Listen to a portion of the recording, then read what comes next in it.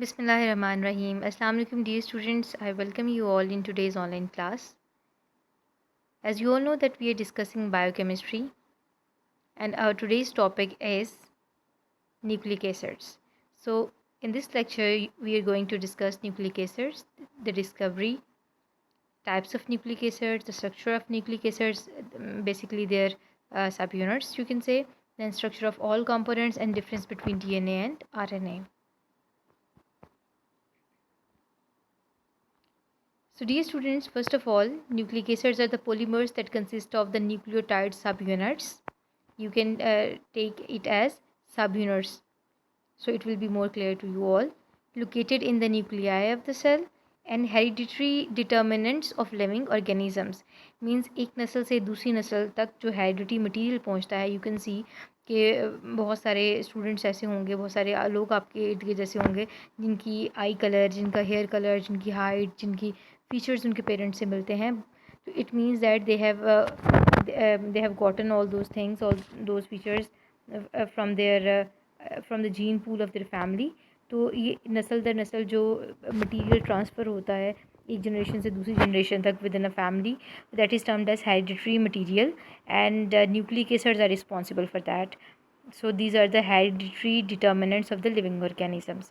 So they are made up of the carbon, hydrogen, oxygen, nitrogen and phosphorus. This is the elemental composition.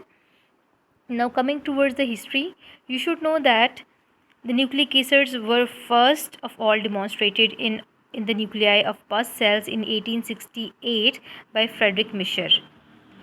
Isolated what he called nuclein from the nuclei of the pus cell, and the nuclein showed the acidic properties, therefore the name was given as nucleic acid. And you should know that after Friedrich Mischer, the same nucleic acids were found in the sperm heads in 1872 by some other scientist.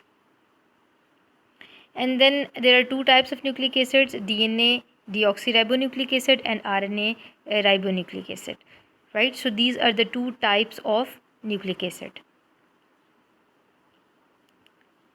Now the distribution of nucleic acids in the eukaryotic cells. Number 1, DNA. DNA is found in the nucleus with small amount in mitochondria and chloroplast, right?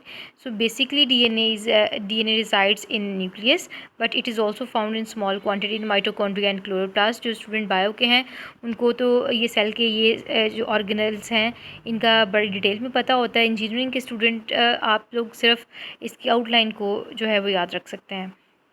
And then RNA is found throughout the cell. Now coming towards the structure of nucleic acids. So this is a very important thing. These nucleic acids are polymers of nucleotides. So this is written over here as polynucleotides. जैसा कि आप लोग जानते हैं कि carbohydrate molecules जो हैं उनके भी पॉलीमर्स होते हैं जैसे स्टार्च वगैरह. And then you talk about protein. तो प्रोटीन जो है वो भी पॉलीमर मालिक्यूल्स हैं. Now nucleic acids are also polymers which are made up of the small subunits are monomers, and their monomers are named as nucleotides. So it is written over here that the building blocks of the nucleic acids are termed as nucleotides, and when many nucleotides combine together to form long chains or polymers, they form nucleic acids. So nucleic acids are polynucleotides, यानी ये बहुत ज़्यादा nucleotide से मिलकर बने होते हैं. Now coming towards the structural component of DNA and RNA. देखिए dear students, because nucleic acid is of two type, that is DNA and RNA. तो इसका मतलब है कि जो न्यूक्लियोटाइड होंगे DNA के उनको DNA न्यूक्लियोटाइड कहा जाएगा, और जो सब यूनिट्स होंगी RNA की उनको RNA न्यूक्लियोटाइड्स कहा जाएगा. So whether it is DNA nucleotide or it is RNA nucleotide, you should know that nucleotide is always made up of three components: 5 carbon sugar pentose, or it is named as ribose. So 5 carbon sugar एक ribose sugar होती है, one is phosphate group and other one is nitrogenous base. So these are the three important components of nucleotides.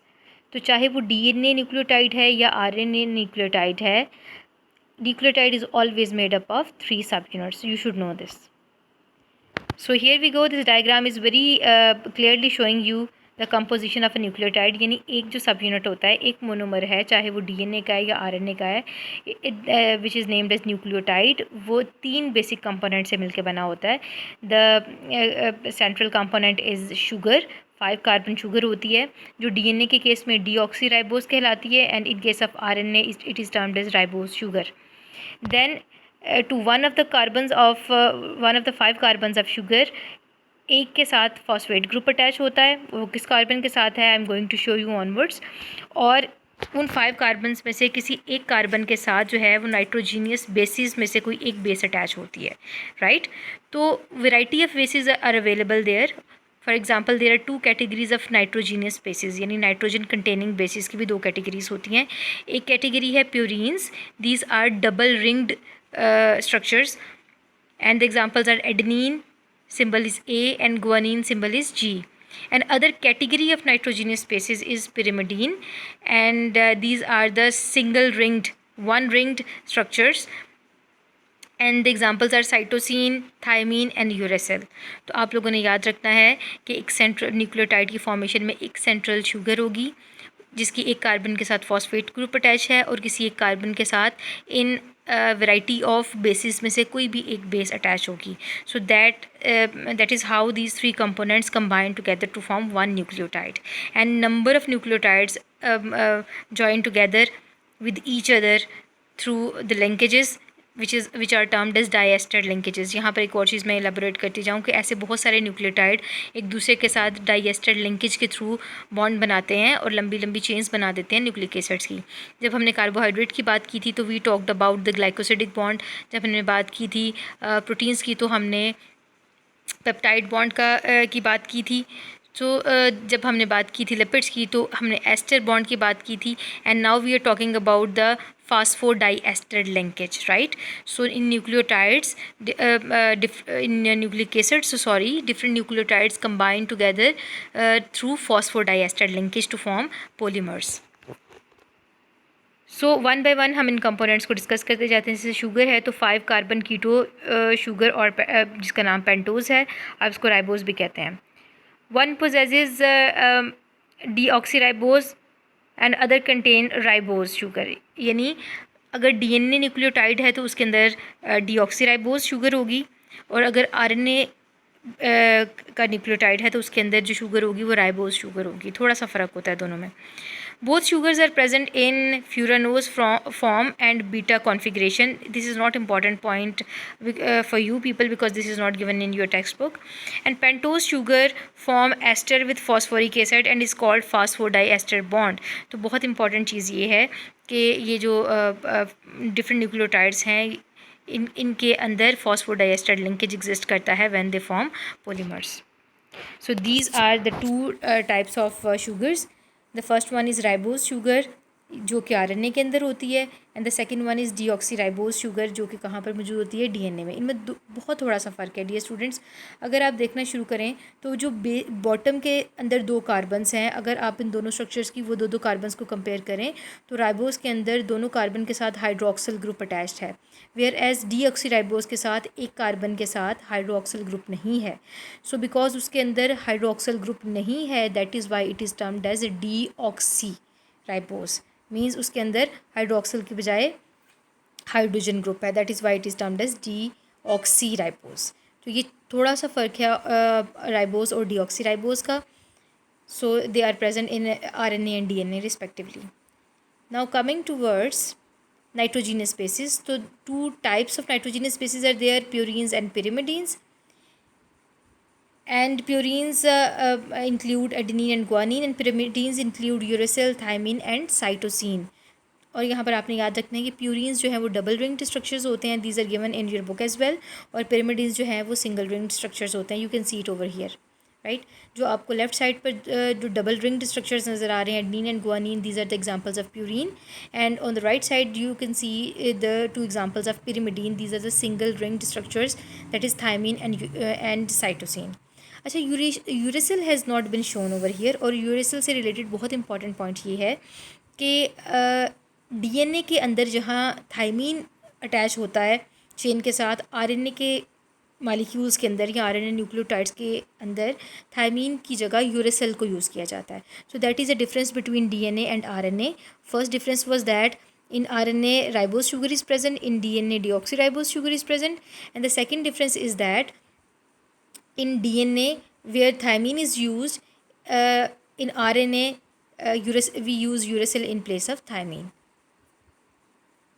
Now dear students, अभी तक आपको सबसे पहले मैंने nucleotide बताया कि 3 कंपोनेंट्स होते हैं, शुगर होती है, phosphate and nitrogenous base. Then we did discuss the sugars in detail and we saw the examples. Then we did discuss the nitrogenous bases in detail and we saw the examples. Now इतना याद रखें कि जब sugar और nitrogenous base आपस में bond बनाते हैं, अभी देखें कार्बन नंबर 1 जो है रिंग का, इसके साथ एक नाइट्रोजनस बेस नज़र आ रही है आपको लगी हुई. तो जब शुगर और नाइट्रोजनस बेस आपस में बॉन्ड बनाते हैं तो इतने से मालिक्यूल को जिसके साथ अभी इसका थर्ड कंपोनेंट फॉस्फेट अटैच नहीं हुआ, it is termed as nucleoside, right. when ribose and 2-deoxyribose is combined with purine or pyrimidine based nucleoside is formed. यानी सिर्फ शुगर और उसके साथ कंबाइंड नाइट्रोजनस बेस की अगर बात की जाए तो वो न्यूक्लियोसाइड है, और जब इसके साथ फॉस्फेट ग्रुप अटैच हो जाएगा it will be termed as nucleotide, right. तो अभी तक हमने न्यूक्लियोसाइड को डिस्कस किया. Now focus on the this is phosphoric acid you can say. तो this phosphoric acid will get attached to the nucleoside in the form of phosphate group. This is how to the carbon number 5. Actually आप nitrogenous base वाली carbon से carbon number 1 count करना शुरू करते हैं, then 2, 3, 4 and 5 carbon जो है वो रिंग का हिस्सा नहीं है, वो रिंग के बाहर आपको नज़र आ रही है. उस 5th कार्बन के साथ आपको फॉस्फेट ग्रुप लगा हुआ नज़र आ रहा है. तो यहाँ पर आपने याद रखना है because this is how the 3 components are assembled. So पहले शुगर के साथ नाइट्रोजनस बेस अटैच होगी तो न्यूक्लियोसाइड होगा, and when phosphate will get attach to it then the whole assembly will be termed as nucleotide. And to carbon number 1 nitrogenous base it is attached and to carbon number 5 phosphate group is attached. So this is how जब different nitrogenous bases अभी नहीं यहाँ पर show की जा रही, तो आप लोगों को शो किया जा रहा है कि जब एक चेन बनती है पेंटोज शुगर की और उनके दरमियान में फास्फोड डाइएस्टर लिंकेज होता है, तो this is how the chain looks like, and this is how the chain looks like जब उनके साथ नाइट्रोजनस बेसिस अटैच हो जाती हैं. Now dear students, deoxyribonucleic acids, there are some details regarding that. आप इसकी डिस्कवरी को देख सकते हैं, इसके कंपोनेंट्स को और सम बेसिक डिटेल्स को देख सकते हैं. सो आप यहाँ पर इस लेक्चर को पॉज करके इन डिटेल्स को पढ़ सकते हैं. I am going to talk about the things जिनको जानना आपके लिए ज़्यादा ज़रूरी और समझना ज़्यादा ज़रूरी है. This is how the DNA structure looks like, right. देखिए, आप लोगों को मैंने ये समझा दिया कि चेन्स थ्रू फॉस्फोडाइएस्टर लिंकेज कैसे बनती है. Now these 2 chains are shown over here. एक चेन का नाइट्रोजनस बेस दूसरी चेन की नाइट्रोजनस बेस के साथ लिंकेज डेवलप करती है. Guanine always form 3 hydrogen bonds with cytosine and adenine always form 2 hydrogen bonds with thymine. पहली बात तो ये कि आपने इसको डबल बॉन्ड और ट्रिपल बॉन्ड नहीं कहना. these are the 2 hydrogen bonds and 3 hydrogen bonds. secondly, adenine हमेशा थाइमीन के साथ बॉन्ड बनाएगा डीएनए में, और ग्वानिन हमेशा साइटोसिन के साथ 3 बॉन्ड्स हाइड्रोजन बॉन्ड्स बनाएगा. तो आप इसको AT और GC के कॉम्बिनेशन से याद रख सकते हैं. दिस इज़ हाउ कि ये जो है वो डबल हेलिकल स्ट्रक्चर बनाते हैं 2 चेन्स मिलकर. So DNA is made up of the 2 strands of polynucleotides. ये बिल्कुल 2 स्ट्रैंड्स आपको नज़र आ रहे हैं ना दोनों साइडों पर जो आपस में न्यूक्लियोटाइड बेसिस से जुड़े हुए हैं. तो this is how the one is showing that sister strands of DNA molecules run in opposite direction anti parallel. तो ये एंटी पैरेलल आप अपनी बुक से देख सकते हैं. देखें, ये जो चेन है ना डियर स्टूडेंट्स, एक चेन 3' to 5' जा रही होगी और दूसरी 5' to 3' जा रही होगी. आप ऐसा करेंगे कि आप कभी अपनी बुक को कंसल्ट करें. You will find the double helical structure over there and you can ask me different questions. मैं यहाँ इसलिए डिटेल में नहीं जा रही क्योंकि ये आपका बायो का लेक्चर नहीं है. So being the student of engineering आप इसको प्रिसाइजली देखते हैं. So they are joined by the bases and each base is paired with a specific partner. Adenine always paired with thymine and guanine always paired with cytosine. ये already मैं आपको बता चुकी हूँ. And each purine is paired with pyrimidine, ये बात याद रखें. Thus the sister strands are complementary but not identical. ये जो दो चेन्स होती हैं ये आपस में कॉम्प्लीमेंट्री होती हैं लेकिन आइडेंटिकल नहीं होती, they are anti parallel. And the bases are joined by hydrogen bond. Already मैं बता चुकी हूँ कि एडनीन थाइमीन के साथ 2 हाइड्रोजन बॉन्ड बनाता है, इसको अपने डबल बॉन्ड नहीं कहना. और साइमीन साइटोसिन गुआनिन के साथ 3 हाइड्रोजन बॉन्ड्स बनाता है. And this is the double helical structure by Watson and Crick, and it was proposed in 1953. So this is how the double helical structure of DNA looks like. That is all for today. We will discuss the details of RNA in the next lecture.